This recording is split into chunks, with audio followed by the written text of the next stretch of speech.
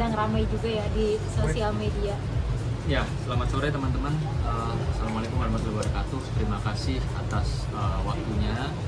Jadi kami selaku kawan maupun tim kuasa hukum sore ini dari Mbak Tessa Kaunang ingin menyampaikan ada klarifikasi beberapa hal terkait dengan adanya postingan di sosial media, khususnya di Instagram atas nama atau milik daripada Sandy Tumiwa yang dianggap dirasa oleh klien kami Mbak Tessa Kaunang itu sudah mengganggu dan tidak sesuai dengan aslinya, ya, yang dimana bukan kami duga lagi, dapat kami pastikan bahwa yang diposting di akun Instagram milik Sandy Tumiwa itu adalah satu buah foto, di mana di foto tersebut ada Sandy Tumiwa maupun klien kami Mbak Tessa Kaunang itu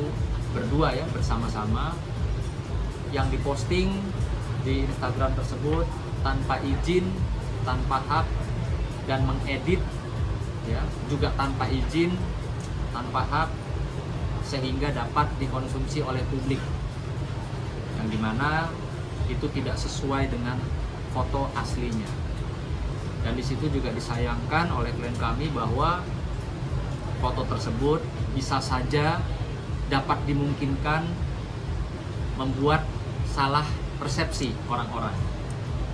Ya, karena di situ foto daripada klien kami Mbak Tessa Kaunang itu diedit dengan menggunakan hijab, yang dimana foto aslinya tidak seperti itu.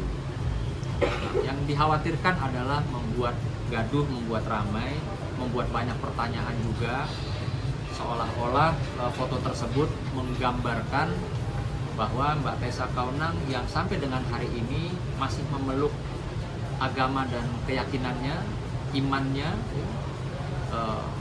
itu tidak seperti apa yang tergambar di foto.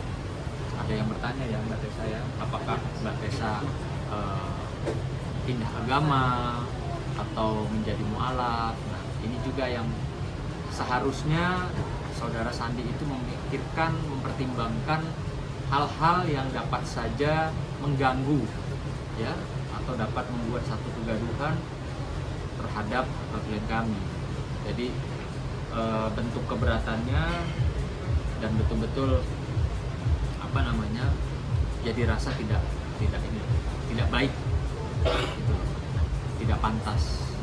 Nah, di sini juga kami selaku tim kuasa hukum juga ingin mengedukasi masyarakat bahwa tidak boleh melakukan hal-hal seperti itu, memposting ya foto orang di sosial media tanpa izin, tanpa hak, apalagi juga mengedit tidak sesuai dengan aslinya. Itu jelas nanti dijelaskan oleh Pak Agustinus Nahar, ada undang-undang dan ada pasalnya, sehingga kami juga berharap supaya masyarakat khususnya tidak meniru ya, atau tidak melakukan hal yang serupa, karena itu merugikan satu orang yang merasa dirugikan atau tidak mengizinkan fotonya dipasang, dan juga dapat menimbulkan kegaduhan dan juga dapat menjerat kalian secara hukum. Nah, mungkin Pak Agustinus bisa sampaikan. Ya, selamat sore teman-teman semua, bahwa saya mau menjelaskan ini berdasarkan peraturan perundang-undangan yang berlaku di Republik Indonesia. Yang pertama, bahwa pengeditan foto atau video orang lain tanpa izin yang sah merupakan perbuatan yang dilarang hukum dan dapat dikualifikasikan sebagai tindak pidana. Terutama hasilnya disebarkan, ya, merubah, melanggar privasi dan menyesatkan publik. Perbuatan tersebut dapat dijerat. Ini ada 4 undang-undang yang dilanggar. Yang pertama adalah KUHP, yang kedua Undang-Undang ITE, yang ketiga Undang-Undang Perlindungan Data, serta ketentuan Undang-Undang Hak Cipta. Jadi ancaman pidananya bervariasi, itu bisa ringan dan juga bisa berat, itu mencapai ancaman hukuman 12 tahun penjara dan denda miliaran rupiah. Jadi kami juga mau menyampaikan bahwa klien kami Tessa juga sangat menyesalkan kenapa hal yang seperti ini terjadi. Karena bagaimanapun ya apapun yang kalian lakukan atau si Sani lakukan itu berpotensi hukum, sehingga kami minta dalam waktu 3x24 jam untuk segera di take down foto yang diedit tanpa hak, ya, dan disebarkan di media Instagram daripada yang bersangkutan. Jadi ini himbauan kami, bahkan somasi secara terbuka kepada Saudara Sandi untuk segera men-take down foto yang diedit tidak sesuai dengan aslinya. Nanti asli dan editannya kita akan sampaikan bahwa ini jelas-jelas melanggar hukum pidana. Ada 4 undang-undang yang dilanggar dan ini berpotensi hukuman cukup berat, bahkan mencapai ancaman hukuman 12 tahun. Jadi kami minta kalau selama 3x24 jam dia tidak men-take down, pasti ada upaya hukum lain yang kita ambil sebagai tim kuasa daripada Mbak Tessa. Itu aja dulu ya. Jadi di sini kami perlihatkan ya, ini yang diposting sama akun Sandi Tumiwa Official. Di mana klien kami di sini terlihat atau terposting dalam mengenakan hijabnya ya. Pada faktanya ini adalah foto editan, tidak sesuai dengan aslinya. Ya. Di sini juga kami akan perlihatkan seperti apa sih aslinya, gitu kan, dari foto. Sorry. Ini aslinya. Ini foto aslinya. Artinya dia memposting dan mengedit foto ya, tanpa seizin. Ya, tidak izin ya. Nggak izin ya. Nggak ngomong per telepon atau WhatsApp. Sudah posting dulu. Sudah posting dulu. Kak Tessa tanya nggak sih, mungkin kan tadi baru posting terus baru ngomong, nanya nggak sih alasannya kenapa sih kok sampai diedit dan diposting gitu?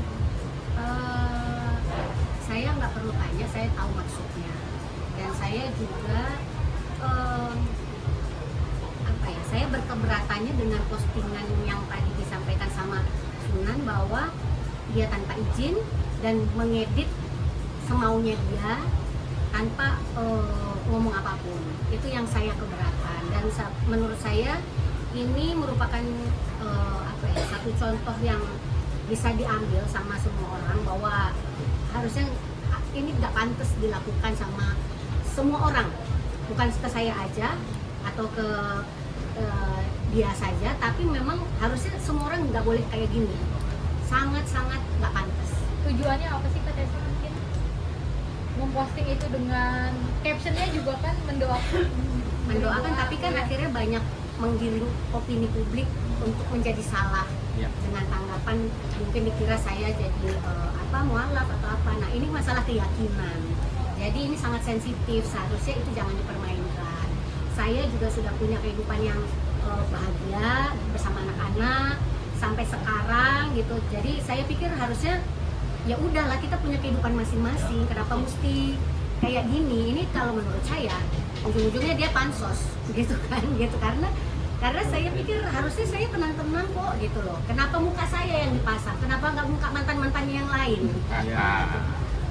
Ada lokasi sama yang ini sebelumnya udah ada komunikasi permintaan ataupun misalkan kayak kamu sendiri menanyakan langsung ke kerja?